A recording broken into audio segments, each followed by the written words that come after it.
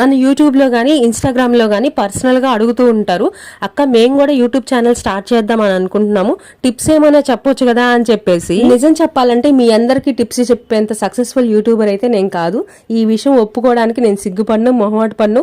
నన్ను ఏమైనా తక్కువ చేసి మాట్లాడతారేమో అని అస్సలు అనుకోను. అక్క నీకు కూడా 40K+ సబ్స్క్రైబర్స్ ఉన్నారు కదా, నువ్వు అన్సక్సెస్ఫుల్ ఎలా అవుతావు అని మీరు అనొచ్చు.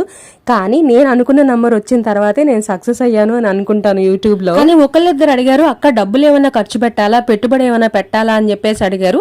దానికి మాత్రం నేను ఒక్క విషయం చెప్తాను. ఒక మంచి ట్రైపోర్డ్ తీసుకోండి. ఎందుకంటే పిచ్చి పిచ్చి తీసుకున్నా కూడా ఊరకనే పాడైపోతాయి. 1500లో ఒక ట్రైపోర్డ్ వస్తుంది కాబట్టి అది ఒక్కటి కొనుక్కోండి. ఇవాళ రేపు స్మార్ట్ ఫోన్ లేని వాళ్ళు ఎవరూ లేరు, ఫోన్ లో బ్యాలెన్స్ మెయింటైన్ చెయ్యని వాళ్ళు కూడా ఎవరూ లేరు. కాబట్టి ఒక మంచి ఫోన్ లో బ్యాలెన్స్, ఒక ట్రైపోర్డ్ ఉంటే సరిపోతుంది. ముందే డబ్బులు అయితే అసలు ఖర్చు పెట్టకండి. ఇది ఒక్కటి మాత్రం నేను చెప్పగలను. మిగిలిపోయిన ఇడ్లీ పిండితో బోండాలు వేసాను ఈ రోజు. ఉల్లిపాయలు, పచ్చిమిరపకాయలు, కరివేపాకు, జీలకర్ర, కొత్తిమీర వేసి కొంచెం గోధుమ పిండి కూడా మిక్స్ చేసి వేయండి, చాలా బాగుంటాయి.